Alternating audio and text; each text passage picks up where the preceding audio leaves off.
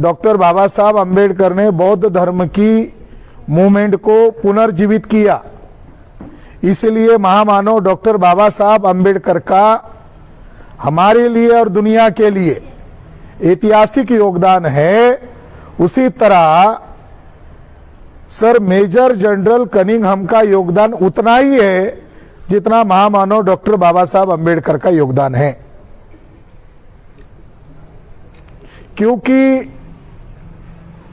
Sir major general Cunningham महोदय ही है जिन्होंने महाबोधि महाविहार का फैसला कराने में ऐतिहासिक रोल अदा किया।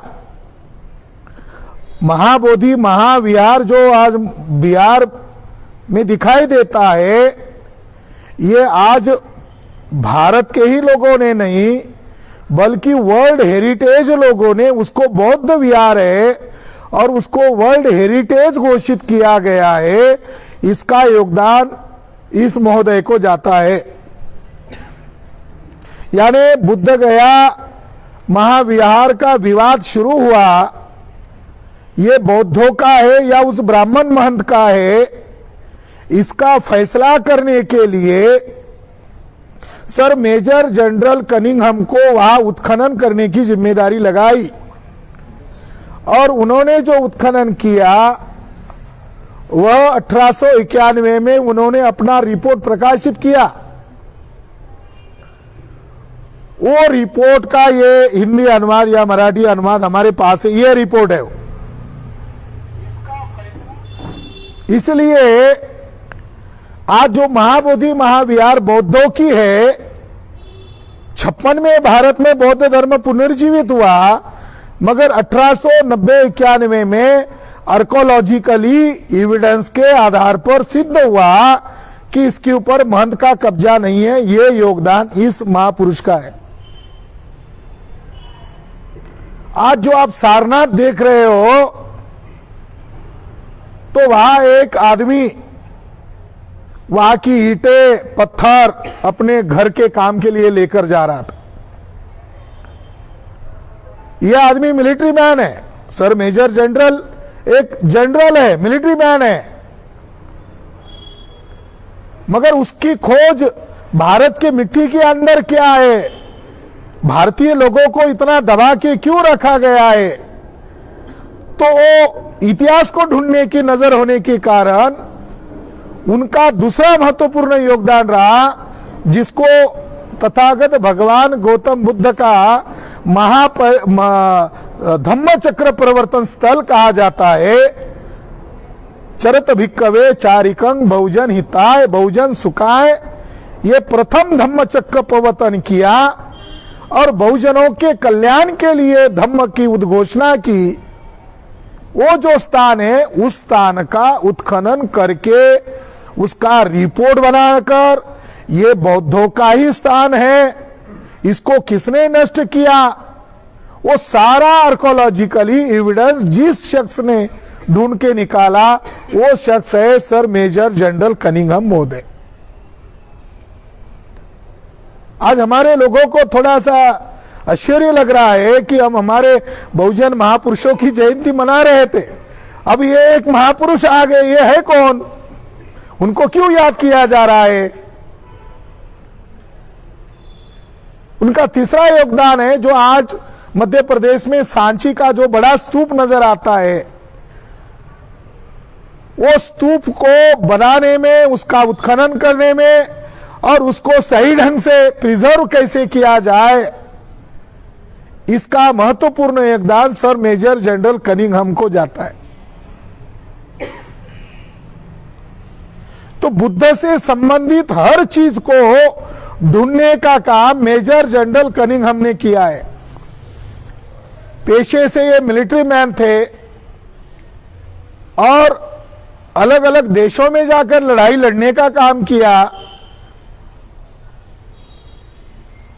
ब्रिटिश लोगों में एक आदत लग गई थी कि वो चाहे कलेक्टर हो, चाहे प्रशासकीय अधिकारी हो, चाहे कारकुन हो, तो जंगलों में शिकार के नाम पर जाते थे और जो चीजें मिलती थी तो उसकी डिजाइन, अगर शिल्प है तो उसका पोर्ट्रेट निकालते थे, पेंटिंग निकालते थे।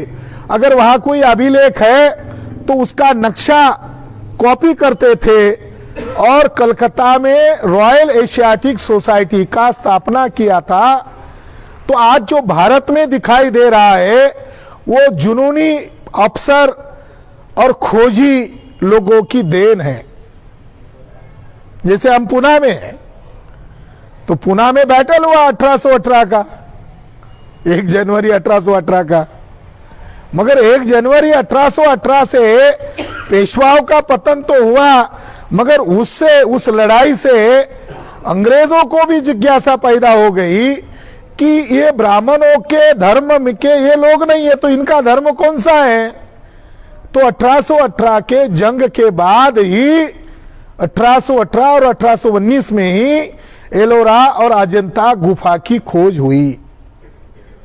ये इतिहास को हम संदर्भ के साथ देख सकते हैं, संदर्भ के साथ देखना चाहिए। 1818 के पहले अजंता का कोई रिकॉर्ड दिखाई नहीं देता, गुफा है वहां मगर उसका कोई रिकॉर्ड नहीं है, एलोरा का कोई रिकॉर्ड नहीं है। हाँ, इसका रिकॉर्ड है जुन्नर का, बॉम्बे गैजेट में 1885 में है। 1885 में यह रिकॉर्ड है कि नाना फडणवीस जुन्नर गुफा की तरफ गया क्योंकि उसको वहां धन छुपा के रखना होगा या उसका कोई षड्यंत्र होगा, तो उसको एक रास्ता और एक बुरुज बनाना था। तो बुरुज के काम को रोक दिया और यह कहकर रोक दिया कि यहां की एक पत्थर की देवता रात में ख्वाब में आई और उसने ये उसको ख्वाब में बताया कि ये बुरुज तब तक तुम्हारा सफल नहीं होगा जब तक इसके नीचे मनुष्य का बलि नहीं दिया जाएगा। ऐसा पुणे गैजेट में 1885 के अंदर रिकॉर्ड है।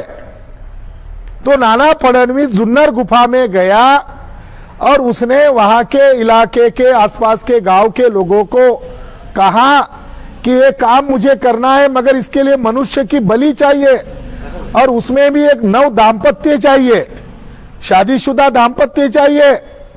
तो वहां का एक साबले नामक मराठा व्यक्ति राजी किया गया और एक मराठा व्यक्ति को राजी करके, जो अभी अभी शादी हुई है, ऐसे एक मराठा युवा को और उसकी बीवी को उस इमारत के नीचे जिंदा गाड़ दिया, बलि दिया और उसके बदले में उस साबले नामक व्यक्ति को, उसके बाप को बगल के गांव का पुलिस पाटिल बनाया गया। हम तो आज तक यही सुनते आ रहे थे कि मांग लोगों को गढ़ी महल के नीचे दफन कर दिया जाता था, उनको जिंदा बलि दिया जाता था।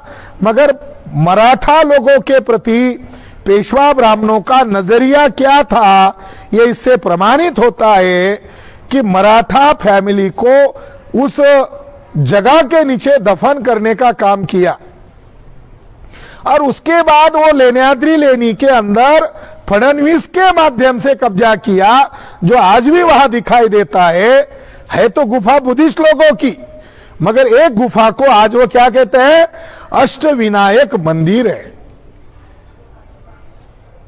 यानी हमको इतिहास को सही ढंग से समझना होगा। तो सर मेजर जनरल कनिंघम का ऐतिहासिक योगदान है और उनका ऐतिहासिक योगदान भुला दिया जा रहा है। जितने हम लोग हमारी बौद्ध विरासत के नजदीक जाएंगे, उसको ठीक से समझेंगे, ब्राह्मण धर्म का खात्मा हो जाएगा। भारत के अंदर शेड्यूल कास्ट के लोग पूर्व के बुद्धिस्ट लोग हैं, शेड्यूल ट्राइब के लोग पूर्व के बुद्धिस्ट लोग हैं, मराठा लोग, ओबीसी लोग पूर्व के बुद्धिस्ट लोग हैं। हम सभी लोग नागवंशीय लोग हैं और नागवंशीय लोगों ने बौद्ध गुफाओं का, बौद्ध चैत्य ग्रहों का निर्माण किया।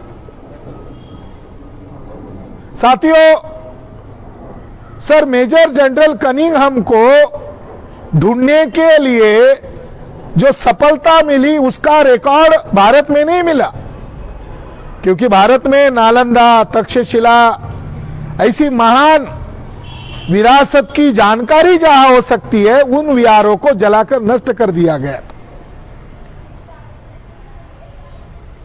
मगर वो डाटा कहां से मिला? तो चौथी शताब्दी में फाहियान नामक एक बौद्ध भिक्खु आया। सरकारी पाठ्य पुस्तकों में हमको पढ़ाया क्या जाता है? ट्रैवलर आया, यानी ट्रैवलर का मतलब है कोई सफर करने के लिए आया, जबकि वो ट्रैवलर नहीं है, वो बुद्धिस्ट मंक है। वो बुद्धिस्ट मंक है, वो आया, कई मंक्स आए। तो फाहियान ने जो देखा, भारत को देखा, वो उसने दर्ज करके रखा। वो हिस्टोरिकल रिकॉर्ड चाइना की वजह से मिला। 7वीं शताब्दी में ह्यूएनत्सांग आए, वो भारत में लगभग 19 साल रहे। जब वो आए थे तो नालंदा में रुके थे, तक्षशिला में रुके थे, महाराष्ट्र में भी आए थे, अजंता में भी गए थे। यानी 7वीं शताब्दी तक ये चीजें ओपन है, ऐसी दिखाई देती है। तो उनके सफरनामे को अंग्रेजी में बिल नामक एक बड़े स्कॉलर ने अनुवाद किया और उसको अपने झोली में रखकर घोड़े पर बैठकर कनिंघम महोदय जहां जहां ह्यूएनत्सांग गए, जहां जहां फाहियान ये मंक्स गए, वहां वहां जाकर उन्होंने खुदाई का काम किया और प्राचीन बौद्ध भारत को दुनिया के सामने लाने का काम किया। मगर विवाद कहां से शुरू हुआ? आज हमको क्यों याद करना चाहिए? भारत में हिंदू मुसलमान नामक एक झूठी लड़ाई लड़ी जा रही है। भारत में ब्राह्मण लोग हिंदू मुसलमान के नाम पर एक झूठी लड़ाई लड़ रहे हैं और झूठी लड़ाई लड़कर बौद्धों के विरासत पर कब्जा कर रहे हैं।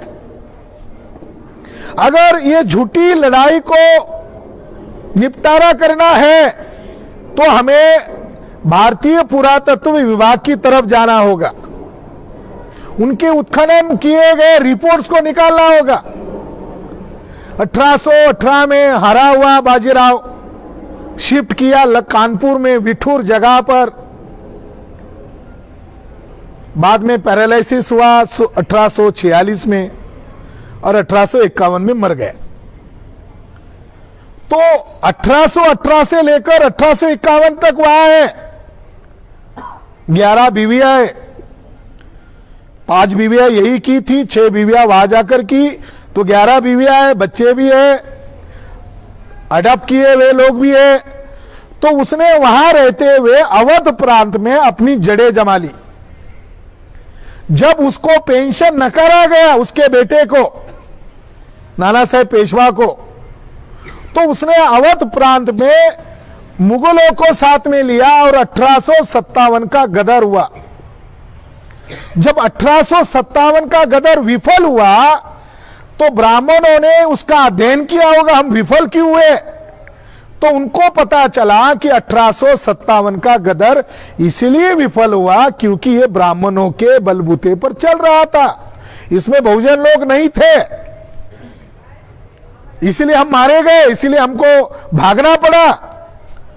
तो उन्होंने स्टडी करके अवध प्रांत में अयोध्या आता है, तो उन्होंने देखा कि अगर ब्रिटिश लोगों ने हमको हराया है तो हमको हमारे दावपेच में परिवर्तन करना होगा। तो ब्राह्मण लोगों ने वहां पर जहां पर मस्जिद है उस जगह पर दावा किया ये सीता की रसोई है, वो मस्जिद के बगल में सीता की रसोई है और जहां पर मस्जिद है वहां हमारे राम पैदा हुए हैं। ये 1858-59 में विवाद खड़ा किया, वहां फसाद हुआ और फसाद होने के बाद अंग्रेज लोगों को लगा कि ये तो हर जिले में ऐसा विवाद होगा कल, जैसा यहां हुआ है, हर जगह मस्जिद है तो हर जगह विवाद होगा। इसलिए ब्रिटिश लोगों ने इसका हल करने के लिए सर मेजर जनरल कनिंघम को डेप्यूट किया मिलिट्री से बाहर और उनकी प्रमुख अगुवाई में ESI archaeological survey of India यानी भारतीय पुरातत्व सर्वेक्षण विभाग का स्थापना सन 1860-61 में हुआ। विवाद से हुआ, मंदिर मस्जिद का विवाद से, उसका हल कौन करेगा, इससे हुआ। और फिर कनिंघम महोदय को यह ऑर्डर दिया गया कि अब तुम्हारा जिंदगी भर यही कार्य है, विवादित जगह को पहले हल करो। तो कनिंघम महोदय ने अयोध्या में ढूंढा तो उनको पता चला कि सम्राट अशोक ने 84,000 स्तूप बनाए थे और 4 बड़े स्तूप साकेत में बनाए थे और वो आज भी यहीं पर है। और जो विवादित जगह है उसके नीचे भी बौद्ध विहार के अवशेष है और विवादित जगह के बगल में उनको एक सम्राट अशोक के स्तंभ का टूटा हुआ हिस्सा मिला और उन्होंने अपने रिपोर्ट में 1863-64 के रिपोर्ट में इस बात को दर्ज किया कि यह स्थान सम्राट अशोक ने बनाया हुआ स्थान है। तो कनिंघम महोदय ने ढूंढ लिया, इसके लिए अशोक, सम्राट अशोक का पिलर का हिस्सा ढूंढ लिया। आज अगर आप अयोध्या जाओगे तो वो विवादित जगह के बिल्कुल 100 मीटर अंतर पर एक मंदिर है जिसका नाम है नागेश्वर नाथ टेम्पल।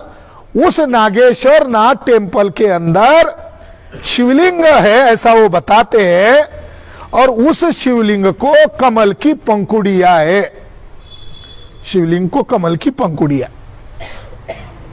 वो क्या है, सम्राट अशोक द्वारा निर्मित शेर स्तंभ है, उसको तोड़ दिया गया है। यानी वहां बहुत बड़ा विध्वंस किया गया होगा आक्रमणकारी ब्राह्मणों के द्वारा। और उस शेर स्तंभ के शीर्ष में जो शेर है उसको उल्टा जमीन में गाड़ दिया है और उसकी कमल की पंखुड़िया वाला वो डिजाइन आज भी वहां पर है। और जब इलाहाबाद हाईकोर्ट ने मंदिर या मस्जिद है उसके नीचे इसका फैसला करने के लिए भारतीय पुरातत्व विभाग को उस विवादित जगह का सर्वेक्षण उत्खनन करने की जिम्मेदारी लगाई थी, क्योंकि 6 दिसंबर 1992 को बाबरी मस्जिद गिराई गई है, ध्वस्त की गई है, तो ऊपरी हिस्सा ध्वस्त हो गया, मगर जमीन के नीचे क्या है इसका उत्खनन किए बगैर फैसला नहीं दिया जाएगा, ऐसा इलाहाबाद हाईकोर्ट का कहना था। और 2010 में ऐसा फैसला दिया और 2002 में उसका उत्खनन किया। रिपोर्ट भारतीय पुरातत्व विभाग की रिपोर्ट बौद्धों के समर्थन में। और 2010 का इलाहाबाद हाईकोर्ट का जजमेंट आरएसएस के ब्राह्मण के फेवर में है। कितना बड़ा घोर अन्याय है, मैं इसको ऑन रिकॉर्ड बोल रहा हूं ताकि हमारे लोगों को भी पता चले, वो सुन रहे तो उनको भी पता चले कि हम लोग कोई गूंगे अंधे बहरे तो नहीं है। अब तक तुम लोगों ने हमको मूर्ख बनाकर कब्जा किया, अब हमारे पास भी योग्यता है, क्षमता है। तो ब्राह्मणों ने हाईकोर्ट के जजेस ब्राह्मणों को इस्तेमाल किया और बौद्धों की मौर्य अशोक के द्वारा निर्मित साकेत नगरी पर कब्जा किया। और 2019 में उन्होंने प्लान करके कब्जा किया और लॉकडाउन लगाकर राम मंदिर का कार्यक्रम जारी रखा। अब नरेंद्र मोदी गुजरात कांड में मुख्य मास्टरमाइंड है। ऐसी जानकारी अमेरिका के लोगों ने डॉक्यूमेंट्री बनाकर एक्सपोज कर दिया तो उन्होंने उस डॉक्यूमेंट्री को बैन कर दिया, क्योंकि आरएसएस और बीजेपी का आतंकवादी चेहरा सामने आ जाएगा तो 2024 के चुनाव के लिए बीजेपी के लिए यह खतरा हो सकता है। तो 2 दिन पहले खबर आई कि राम मंदिर जल्द ही प्रवेश करने लायक है, यानी ताकि एक मुद्दे पर पर्दा डाला जाए। जहां हम कार्यक्रम कर रहे हैं, आज सोशल मीडिया पर मैंने एक खबर पढ़ी कि अयोध्या के राम मंदिर का डिक्टो प्लान इधर वडू गांव में, ये इधर जो देहू गांव है, इधर बनाने का सरकार का प्लान है। यानी डबल गेम चल रहा है। महाराष्ट्र में जो विद्रोही विचारधारा है उसको दबाने के लिए दूसरा प्लान चल रहा है।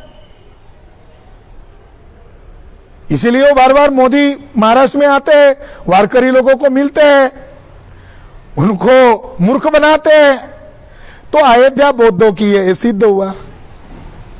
मगर भारतीय पुरातत्व विभाग को कोर्ट में जाकर जवाब देना चाहिए था कि कोई भी फैसला आस्था के आधार पर नहीं देना चाहिए, हम लोगों ने जो उत्खनन किया उसके आधार पर फैसला दो।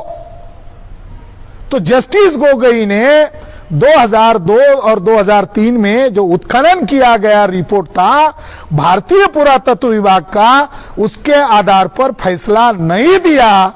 जो इलाहाबाद हाईकोर्ट ने आस्था और श्रद्धा के आधार पर फैसला दिया, उसको आधार बनाकर सुप्रीम कोर्ट ने बौद्धों की साकेत नगरी पर ब्राह्मणों का कब्जा करने के लिए जुडिशरी के ब्राह्मणों का यूज किया।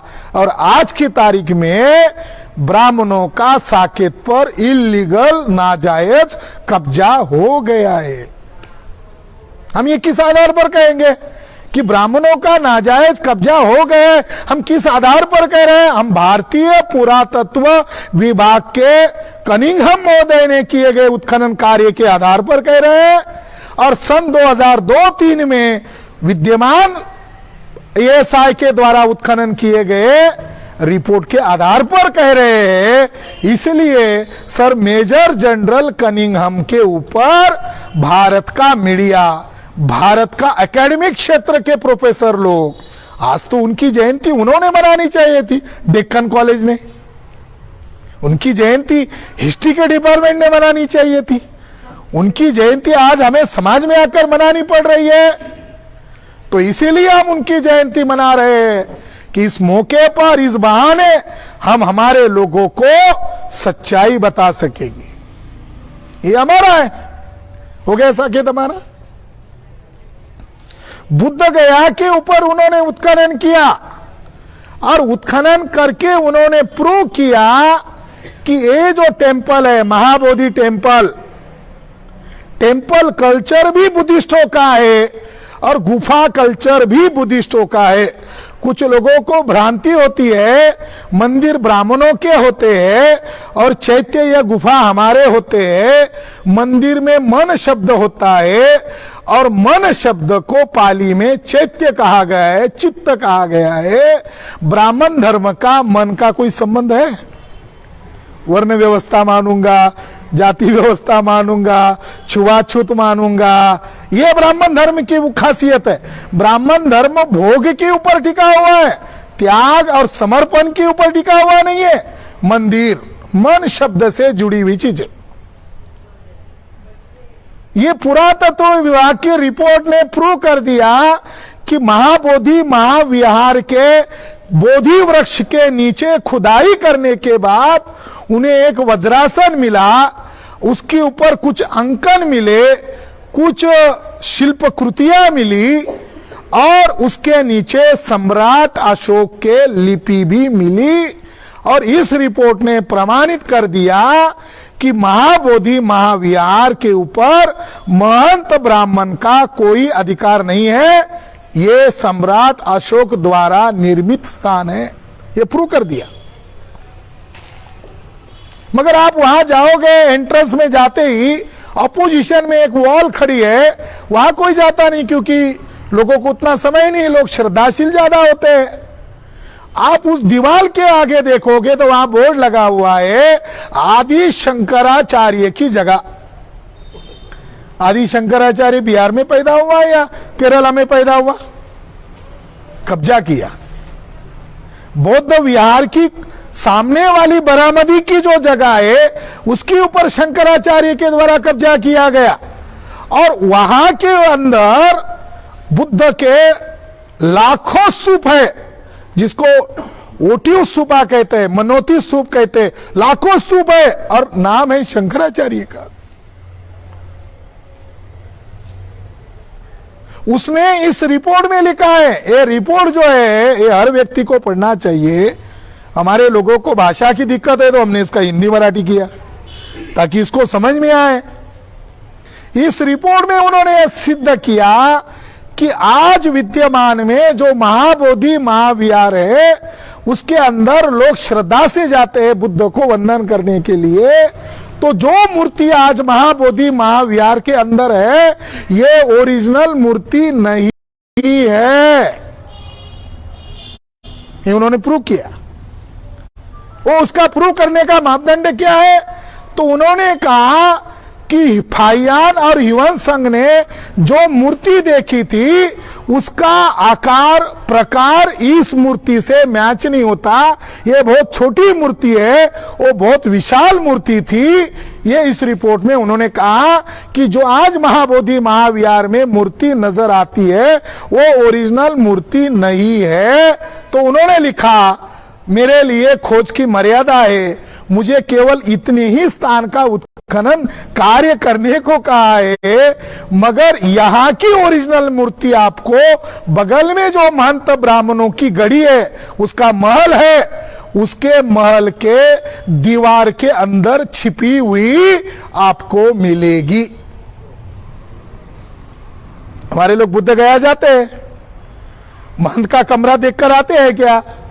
महंत का कमरा किसी ने भी नहीं देखा। महंत का कमरे में क्यों नहीं जाते? अरे जाने के लिए कुछ पढ़ के जाते तो पता चलता ना, पढ़ के जाओगे तो पता चलेगा। मैं भी महंत के पास गया। मुझे जब पता लगा कि इस रिपोर्ट को हमें प्रकाशित करना है तो मैं भी महंत के पास गया। तब महंत बहुत गहरी नींद में था दोपहर में। तो मैंने वहां के कर्मचारी को कहा कि मैं खोज करने के लिए आया हूं, तो मुझे जरा महंत के पास क्या क्या जरा दिखाओ। थोड़ा दक्षिणा दिया पंडे को, पंडा खुश हो गया। पंडे ने मुझे महंत की सारी जो चीजें नहीं दिखानी चाहिए थी वो सारी चीजें दिखा दी।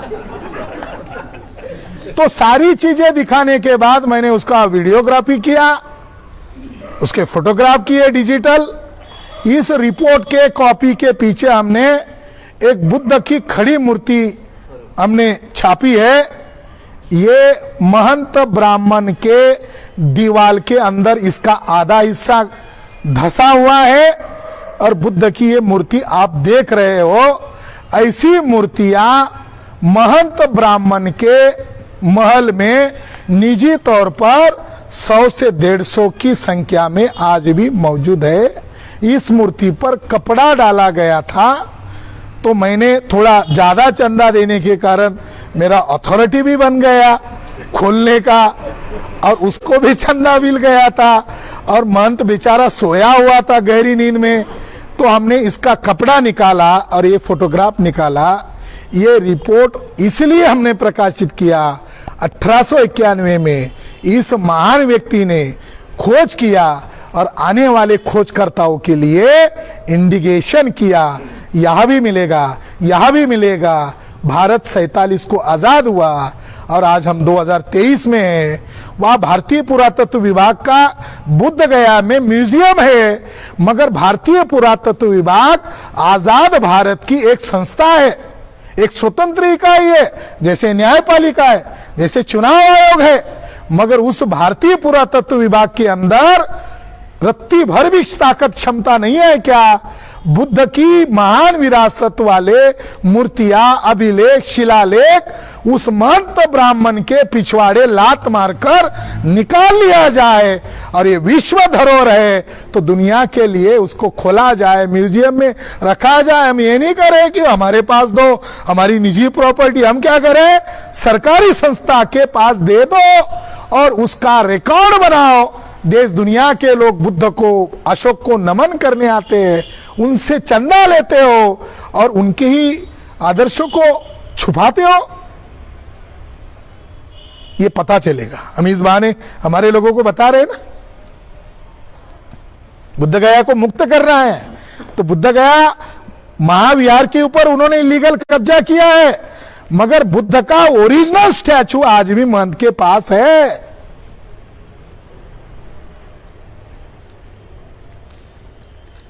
जो बॉडी है गवर्निंग, उनकी ट्रस्टी जो है वो बहुमत ब्राह्मण्स लोगों के पास है।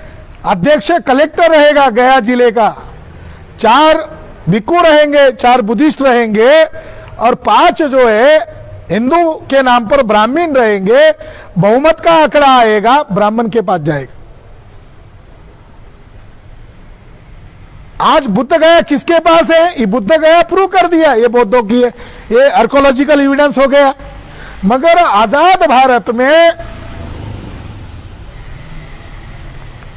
पंडित जवाहरलाल नेहरू के द्वारा 1949 में 3 बड़े बौद्ध स्थानों पर ब्राह्मणों का कब्जा करवाया। एक गुजरात के सौराष्ट्र में बौद्ध विहार है जिसको आज ये सोमनाथ मंदिर कहते हैं, ये ओरिजिनल बौद्ध विहार है। पटेल को आगे करके वहां पर रिनोवेशन किया, कब्जा किया। 2019 में एडवांस टेक्नोलॉजी के सर्वे के द्वारा सिद्ध हुआ मंदिर के नीचे 3 मंजिला बुद्ध विहार है बौद्धों का है, मालूम है उनको। 1949 के 22-23 दिसंबर की रात को राम की मूर्ति नेहरू जी के ही कहने पर मस्जिद के अंदर रखी गई। यानी 1949 को आजादी के बाद तुरंत कब्जा कर लिया और 2019 में कांग्रेस और बीजेपी ने मिलकर उसके ऊपर कब्जा किया। और बुद्ध गया को कब्जा करने के लिए जो एक्ट बनाया, महाबोधि टेम्पल एक्ट 1949, इस एक्ट को हम बुद्धिस्ट इंटरनेशनल नेटवर्क के द्वारा हमारे देश भर के लोगों को जगाकर हम आने वाले समय में उसकी चौक चौराहे में आकर महाबोधि टेम्पल एक्ट 1949 जो ब्राह्मणों को इलीगल कब्जा करने की इजाजत देता है, उस एक्ट को हम जलाने वाले हैं।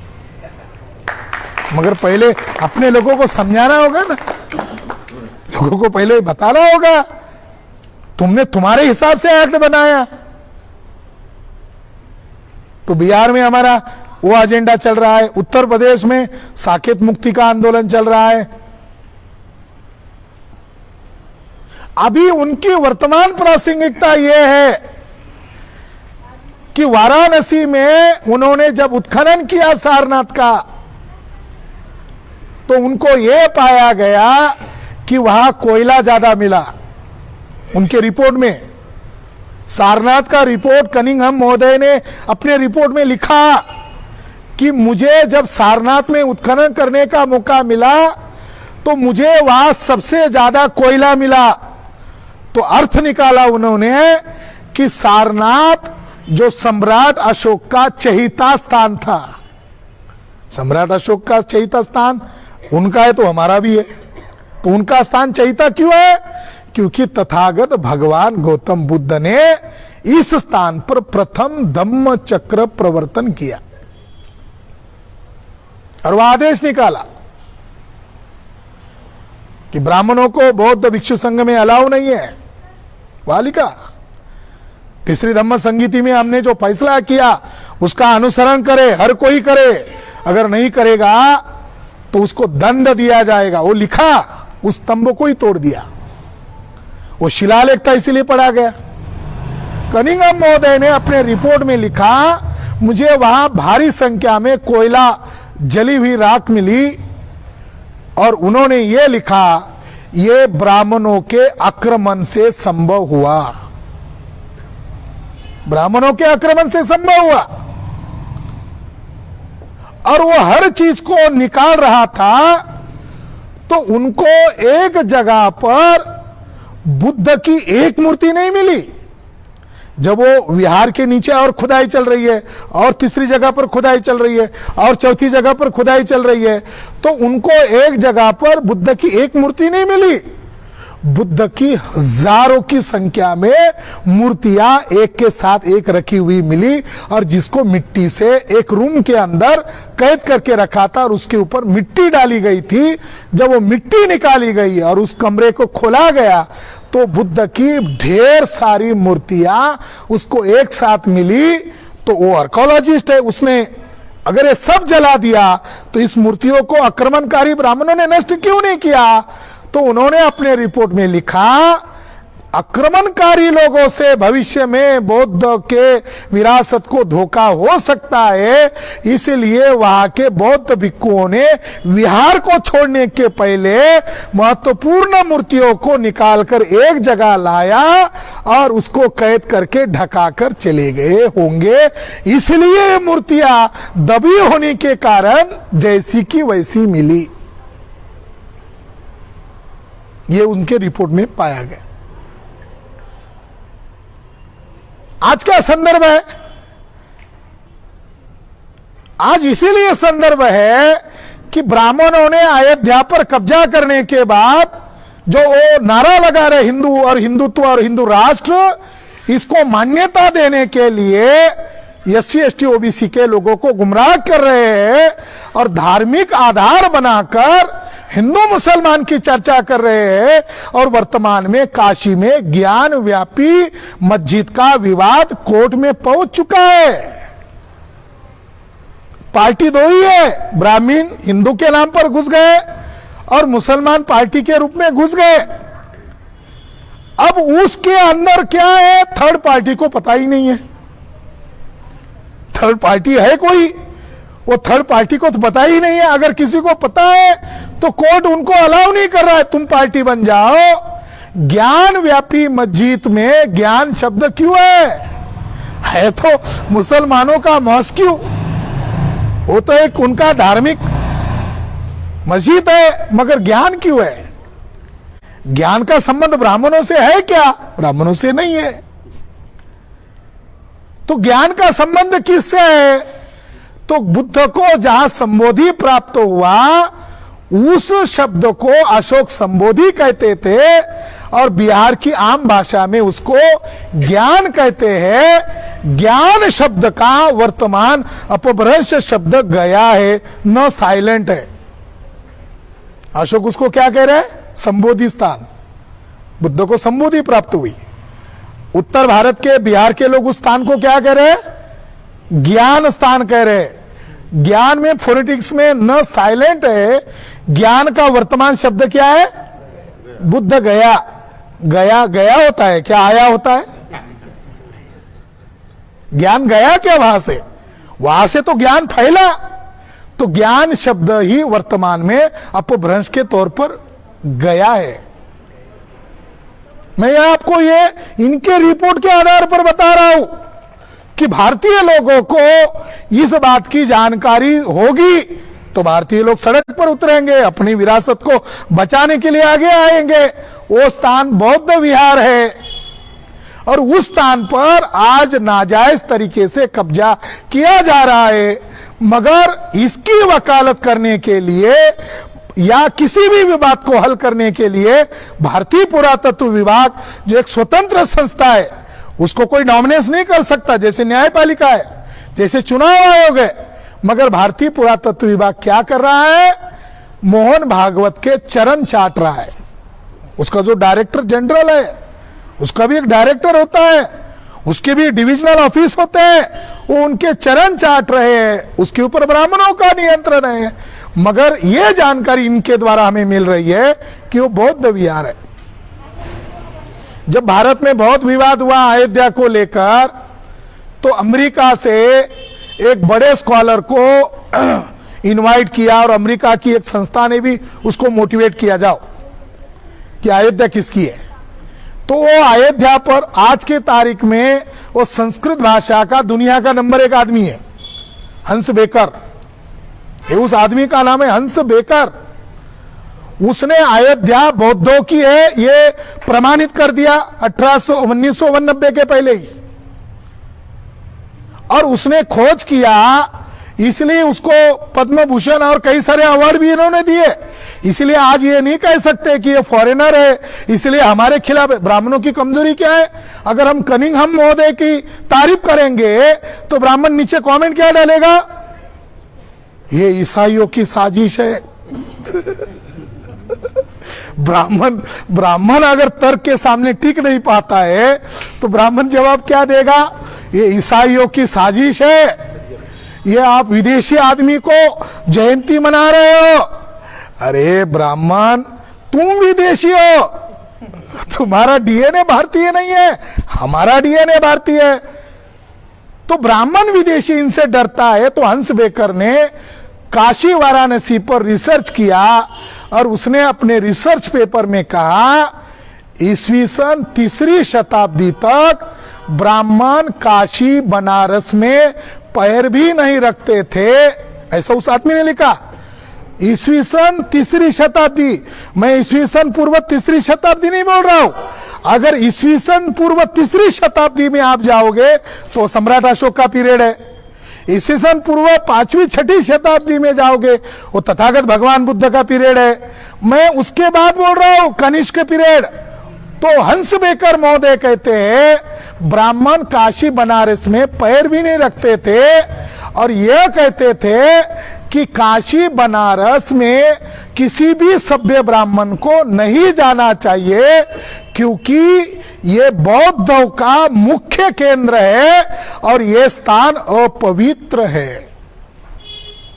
आज क्या हो रहा है? तुम 3री शताब्दी तक काशी और मथुरा को अपवित्र मान रहे थे, आज उसको पवित्र क्यों कहकर वहां क्या कर रहे हो? तो राम के नाम पर ब्राह्मण लोग SC ST OBC को गुमराह करना चाहते हैं। अब राम का काम हो गया, 2019 का चुनाव जीत लिया, 2024 का चुनाव जीतना है। चुनाव के नाम पर वो अभी वहां शिव को आगे कर रहे हैं और मथुरा में कृष्ण को आगे कर रहे हैं। इन दोनों जगह का उत्खनन सर मेजर जनरल कनिंघम ने ऑलरेडी कर दिया है और उन्होंने प्रमाण के साथ सिद्ध किया है काशी मथुरा ये बौद्ध स्थल है। हमें इस बहाने क्या मैसेज लेना है इनके द्वारा? इनकी जय जयकार करने के लिए हम इकट्ठा नहीं हुए। वो इस भावना से लिख रहे थे, इस भावना से ये तथ्य को प्रेजेंट कर रहे थे कि कल कोई आएंगे, इसको पढ़ेगा, इससे उनको जानकारी मिलेगी और जानकारी लेकर ये इस प्राचीन बौद्ध की विरासत को बचाने का काम करेंगे। एक हंटर नामक व्यक्ति था, उसने वो एक भविष्यवाणी की थी। वो ओडिशा गया और उसने एक भविष्यवाणी की जगन्नाथपुरी देखकर कि ये बौद्ध स्थान है मगर आज ब्राह्मणों का कब्जा है। तो उसने एक भविष्यवाणी की थी, पता नहीं कोई भारत में कोई माइका लाल पैदा होगा और खोए हुए बौद्ध धर्म को ढूंढेगा और खोए हुए बुद्ध धर्म को पुनर्जीवित करेगा। ऐसा मिस्टर हंटर ने भविष्यवाणी की थी। तो बाबा साहब ने हंटर की भविष्यवाणी को 56 के बाद दोहरा कर कहा, हंटर ने जो भविष्यवाणी की थी कोई माइका लाल आएगा और इस खोए हुए बौद्ध धर्म को पुनर्जीवित करेगा, उस भविष्यवाणी को मैंने सही सिद्ध करके दिखाया है। ऐसा बाबा साहब अंबेडकर का कहना है। ये क्यों कर रहे हैं? ये हमारे लिए आज चुनौती है। उस समय चुनौती नहीं थी जब ये उत्खनन हो रहा था, आज चुनौती हो गई है। आज डेमोक्रेटिक देश में हुकुमशाह तानाशाह की तरह कब्जा किया जा रहा है। तो आज हमें साकेत के बाद महाबोधि महाविहार को बचाना है, ये हमारे लिए चुनौती है। इसीलिए ऑल इंडिया में बुद्धिस्ट इंटरनेशनल नेटवर्क संगठन बनाकर लड़ाई लड़ रहे हैं। दिमागी तौर पर लोगों को तैयार किया जा रहा है, प्रशिक्षित कार्यकर्ताओं की फौज बनाई जा रही है और उनको डाटा दिया जा रहा है, इंफॉर्मेशन दिया जा रहा है, उनको ट्रेनिंग दिया जा रहा है, क्योंकि ये आक्रमण है। मोहन भागवत का बौद्ध विरासतों पर न्यायपालिका के द्वारा कब्जा करवाना, उसके पास योग्यता नहीं है। ब्राह्मणों के पास कोई मेरिट नहीं है, ब्राह्मणों के पास कोई योग्यता नहीं है। अगर योग्यता है तो हमारे साथ डिबेट करें, हम भी कोर्ट में पार्टी बनते हैं, हमारे पास भी एविडेंस है। साकेत में बुद्धिस्ट पार्टी को आउट कर दिया और वन साइड फैसला दे दिया। इसीलिए वर्तमान में हमें साकेत के बाद काशी और मथुरा को बचाना है। और उसके लिए एविडेंसेस हमारे पास है। इसलिए इस मौके पर सर मेजर जनरल कनिंघम के हम सदैव ऋणी हैं कि उन्होंने हमारे लिए वो सारे एविडेंसेस ढूंढ कर रखे। क्या क्या उत्खनन किया उन्होंने इनके जीवन में। इतने थक गए थे, कमर से झुक गए थे कि ब्रिटिश लोगों ने उनको जोर जबरदस्ती से अपने देश भेजा। उस देश को छोड़ना तक नहीं चाहते थे, मगर थक गए थे। उन्होंने सांची का उत्खनन कार्य किया, उन्होंने मध्य प्रदेश में भिलसा स्तूप को ढूंढा, उन्होंने मध्य प्रदेश में भरूच स्तूप को ढूंढा, उन्होंने साउथ इंडिया में अमरावती का जो स्तूप है, महाविशाल स्तूप है, उसको ढूंढा। और कितनी जिद्दी आदमी था, उसको मालूम था उत्खनन करके छोटी छोटी चीजें लेकर जाते, बाकी चीजें खुली होती क्योंकि उसको उठाना आसान नहीं होता। तो उनको देखा कि ये चोरी की जाते हैं। कनिंघम महोदय ने वर्तमान पाकिस्तान लाहौर में म्यूजियम बनाया, वर्तमान पाकिस्तान लाहौर में म्यूजियम बनाया। पुणे के अंदर मिली हुई 2500 साल की एक चीज आज लाहौर म्यूजियम में है। कोलकाता म्यूजियम बनाया इस महाशय ने, सांची की तरफ म्यूजियम बनाया, साउथ इंडिया की तरफ म्यूजियम बनाया, बॉम्बे में म्यूजियम बनाया। और इन म्यूजियम में पूरे भारत भर की चीजें मौजूद है। भिलसा स्तूप के बारे में जब मैं पढ़ रहा था, मेरे साथ महाराज आए, हबप्प महाराज आए, मैं उसको पढ़ रहा था, तो उस स्तूप का जो प्रदक्षिणा पथ है, तो कनिंघम महोदय क्या कहते हैं, भारत के ब्राह्मणों के सभी मंदिरों का प्रदक्षिणा पथ और बुद्ध गया के महाविहार या बौद्धों के प्राचीन स्तूपों का प्रदक्षिणा पथ की दिशा एक ही है। उल्टी क्लॉकवाइज प्रदक्षिणा करना। किसी भी मंदिर में आप जाओ, ऐसी प्रदक्षिणा नहीं होती है राइट से, लेफ्ट से होती है। तो आर्कोलॉजिस्ट महोदय कहते हैं कि प्रदक्षिणा करने की परंपरा ये बौद्धों की है, ब्राह्मणों ने उसको एज इट इज रखा और बौद्ध धर्म को हिंदू धर्म के नाम पर निगल लिया। उन्होंने भिलसा स्तूप की एक खास बात बताई जो हमारे महाराष्ट्र के संबंध में। उन्होंने कहा कि मुझे इसका ढूंढने के लिए मैं महाराष्ट्र का एक उदाहरण देना चाहता हूं कि महाराष्ट्र के लोग आषाढ़ी एकादशी को पंढरपुर जाते हैं। किधर जाते हैं? उन्होंने भिलसा स्तूप के रिपोर्ट में लिखा, आषाढ़ी एकादशी में जिस दिन को लोग जाते हैं वह दिन, और तथागत भगवान गौतम बुद्ध ने प्रथम धम्म चक्र प्रवर्तन किया, वो दिन एक ही है। समझ रहे हो? ये कोई कह रहा है साहित्य लिखकर, तो कोई विरोधी कहेगा ये तुम्हारा मत है, मगर ये कौन कह रहा है? एक आर्कोलॉजिस्ट कह रहा है, न्यायप्रिय व्यक्ति है जिसको सच मालूम है। तो उसने उसका कैलेंडर मैच किया कि आषाढ़ी एकादशी और तथागत भगवान गौतम बुद्ध का प्रथम धम्म चक्र प्रवर्तन की तारीख या समय एक ही है। इसके आधार पर पंढरपुर का मंदिर कौन है? बुद्ध विहार है। महाराष्ट्र के ओबीसी मराठा किसको मानते हैं? सुप्तावस्था में बुद्ध को ही मानते हैं, सुप्तावस्था में बुद्ध को ही मानते हैं। इसीलिए बाबा साहब ने देहू रोड में आकर बुद्ध की प्रतिमा स्थापित की और सिद्ध किया था कि पंढरपुर का पांडुरंग कोई नहीं है बल्कि भगवान गौतम बुद्ध ही है। पुणे में बहुत सारे तुर्रम खान ब्राह्मण रहते थे, उस समय भी, आज भी और भविष्य में भी कोई भी ब्राह्मण का बच्चा या कोई भी ब्राह्मण का विद्वान इस बात को खारिज नहीं कर सकता। ये यूनिवर्सल है, डिबेट भी नहीं करते। पांडुरंग बुद्धा है कि नहीं है, डिबेट तो करो। डिबेट भी नहीं करते, डिबेट में हार जाएंगे। और उन्होंने इस बात का प्रूव कर दिया, पांडुरंग, रुक्मिणी और तीसरी औरत कौन है? सत्यभामा, यानी कथा बनाई ब्राह्मणों ने। विट्ठल एक अपने माता पिता का परम भक्त है और वो कृष्ण वहां से आया है क्योंकि उसकी जो पत्नी है वो नाराज हुई है, तो वहां से आया और वो पता पूछ रहा है। तो वो इतना परम भक्त विट्ठल था, वो अपने माता पिता की सेवा कर रहा था। उसने ईंट उठाई, फेंक दी, उसके तरफ ध्यान भी नहीं दिया, बोले तुम यहां पर खड़े हो जाओ, मुझे मेरी माता पिता की सेवा करनी है, ऐसी कहानी बताई। कनिंघम महोदय ने अर्थ निकाला ये कृष्ण के नाम पर कथा क्यों आई, और उसकी दो पत्नियां, एक शादी की पत्नी और दो उसकी प्रियसी, ये दो तीन पात्र है।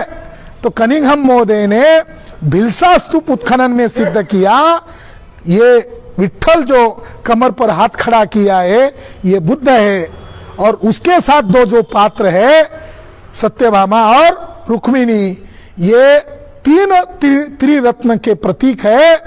एक बुद्ध है, दूसरा धम्म है और तीसरा संघ है। डिकोड कर दिया, साला किसी को पता ही नहीं चला। जब मैंने पहली बार किताब लिखी तो लोगों ने एग्री किया कि पंढरपुर का पांडुरंग बुद्ध है। लोगों ने सवाल पूछा फिर रुक्मिणी कौन है, हमको भी जवाब तो देना पड़ेगा ना, लोगों के सवाल सही है। मगर उसका जवाब इस आदमी ने दिया। कब लिखा है? 1851। हम चर्चा कब कर रहे हैं? इसका मतलब ब्राह्मण नहीं पढ़ते हैं क्या? पढ़ते हैं, पढ़कर ही काउंटर कर रहे हैं। हमारे लोग जो पढ़ रहे हैं सो कॉल्ड विद्वान, वो सही काम करने वाले को सलाह देते हैं, उनकी नुक्ताचीनी करते हैं, उनकी टांग खींचते हैं, मगर प्रचारक के तौर पर घर के बाहर निकलते नहीं है।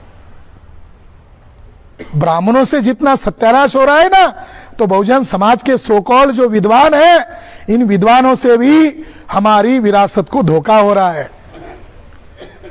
ब्राह्मणों की वकालत, हमारे पढ़ा लिखा विद्वान ब्राह्मणों की वकालत करता है उसको तो वकील बनना चाहिए बहुजन समाज का।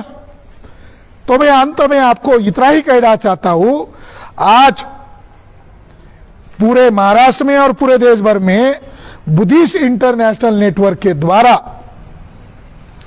सर मेजर जनरल कनिंघम का जयंती उत्सव मनाया, और आने वाली 23 तारीख को 2024 में हम नगरों के अंदर ढोल ताशा के साथ, बैंड बाजा के साथ सर मेजर जनरल कनिंघम की जयंती मनाएंगे। हर गली मोहल्ले में मनाएंगे, हर जगह मनाएंगे। जितना बड़ा योगदान महामानव डॉक्टर बाबा साहब अंबेडकर का है, उतना ही बड़ा महान योगदान इस महापुरुष का है। हम इनके सदैव ऋणी हैं। जब भारत में इस सच्चे इतिहास को मानने वाले लोग, समझने वाले लोग तैयार हो जाएंगे, तो ईएसआई का क्या होगा? आने वाले समय में ईएसआई के कार्यालय पर मोर्चा निकालना होगा। और इस मौके पर, इस ऐतिहासिक दिन पर मैं एक अपील करता हूं कि अप्रैल माह तक काशी मथुरा किसकी, ब्राह्मणों की या बौद्धों की, ये पुरातत्वीय आधार पर मैं ये बात सिद्ध करने वाला हूं कि काशी मथुरा ये बौद्धों की है, सम्राट अशोक का है, और ब्राह्मणों को हम चुनौती देने का काम करेंगे। ये मैं इस अच्छे सुदिन के अवसर पर, कनिंघम महोदय के जयंती के अवसर पर मैं उद्घोषणा करना चाहता हूं कि भारत में केवल हिंदू मुसलमान का नाटक अब बंद करना होगा। सही लड़ाई वही है जो बाबा साहब अंबेडकर ने, ब्राह्मणों के गढ़ नहीं था, वो बौद्धों का गढ़ है। आज वो भले ही ब्राह्मणों का गढ़ है, पुणे ब्राह्मणों का गढ़ नहीं है, बहुजनों का गढ़ है। तो वाराणसी में बाबा साहब ने कहा था, भारत का सच्चा इतिहास, वास्तविक इतिहास नाग बनाम ब्राह्मण का संघर्ष है। हम नाग लोग हैं। तो इस मौके पर आपको मैं इस मौके पर आप लोगों को और समस्त भारतीय लोगों को यह जानकारी दे रहा हूं। दूसरी जानकारी ये दे रहा हूं कि यहां नजदीकी जुन्नर गुफा है, इसको बचाने की रणनीति आप लोगों को करनी होगी। खाना पीना, टट्टी करना, बूढ़ा हो जाना और मर जाना ये कोई आदमी का गुण तत्व नहीं है। अगर ऐसी जिंदगी है हमारी तो फालतू जिंदगी है। पूना में पढ़ने के लिए आए, पूना में जॉब मिला, पूना में प्राइवेट कंपनी में जॉब कर रहे हो और केवल संपत्ति जुटाने के लिए अपनी जिंदगी बर्बाद कर रहे हो, और आपकी जो असली धरोहर है वो आपकी वास्तविक संपत्ति है, उसकी तरफ आप ऐसा टेढ़ी आंख करके भी नहीं देख रहे हो, तो आपकी जिंदगी फालतू है। जुन्नर गुफा को बचाने की जिम्मेदारी आप लोगों को लेनी होगी। बाबा साहब अंबेडकर ने भविष्यवाणी की थी, 56 में भले ही धर्मांतर किया, देहू रोड में आकर भविष्यवाणी किया था और पूना के लोगों को अपील करते हुए कहा था, जैसे सम्राट अशोक ने 84,000 स्तूप बनाए तो उसकी निशानियां पूरे भारत भर में मिलती है। कल मेरा इतिहास जब ढूंढा जाएगा तो पहली बुद्ध की मूर्ति सम्राट अशोक के बाद पहली तथागत बुद्ध की मूर्ति देहू रोड में मिलेगी। ये आने वाली पीढ़ी याद करेगी। इसलिए इस विहार को बढ़ाओ, इसका विकास करो और इसको धम्म क्रांति का केंद्र बनाया देहू रोड पर। आज देहू रोड किसके कब्जे में है? आरएसएस के कब्जे में है। तो ये पुणे के लोगों की जिम्मेदारी है और आने वाले समय में हम लोग पूना, पिंपरी चिंचवड और पश्चिम महाराष्ट्र के लोग ताकत लगाकर 4-5 लाख लोगों की विशाल धम्म सभा देहू रोड की धम्म भूमि को बचाने के लिए और जुन्नर की प्राचीन विरासत को बचाने के लिए इसी पिंपरी चिंचवड के अंदर जो देहू रोड है वहां हम बड़ी विशाल रैली करेंगे। इस मौके पर इतना ही बात कहकर मेरी वाणी को विराम देता हूं और आज दृढ़ संकल्प ले कि महान विरासत को, प्राचीन भारत को खोजने वाले, इन्होंने नाम दिया भारत को बौद्ध भारत, इनकी किताब का नाम है, वो किताब मैंने लाई है आप लोगों को लेने के लिए, प्राचीन बौद्ध भारत का भूगोल। बल्कि तो इतनी खुशी की बात है वो 300 पेजेस की किताब में हर जिले में कहाँ बौद्ध विरासत है उन्होंने इस किताब में लिखी है, हर जिले में। अगर वो किताब भी आप पढ़ोगे तो आपको पता चलेगा हम इस भारत में पैदा हुए, कितनी गर्वनीय बात है। मगर गर्वनीय बात केवल कहने के लिए नहीं होनी चाहिए, अमल में लाने के लिए होनी चाहिए। हम लेट हुए मगर आप लोग जिज्ञासा और बौद्ध विरासत को और इनके आंदोलन को प्रेरणा मानकर हमारी राह देखे और आपने मेरी बात सुनी, इसके लिए मैं आपका आभारी हूं। मगर आज हम ये दृढ़ संकल्प लेकर बैठे कि जब अगली 23 जनवरी आएगी तब हम हर सिटी के अंदर ढोल ताशे नगाड़े के साथ सर मेजर जनरल कनिंघम की जन्म जयंती मनाएंगे और हर घर का बच्चा, हर घर का आदमी गर्व महसूस करेगा, यही वो आदमी था जिसने खोए हुए भारत की वास्तविक पहचान भारत को दी। ये संकल्प लेकर आप काम करेंगे, यही आशा और विश्वास कहकर मेरी बात को विराम देता हूं। धन्यवाद। नमो बुद्धाय। जय भीम, जय मूल निवासी। धन्यवाद सर। अतिशय मार्मिक शब्दामध्ये सरांनी आपल्या पुढं पूर्ण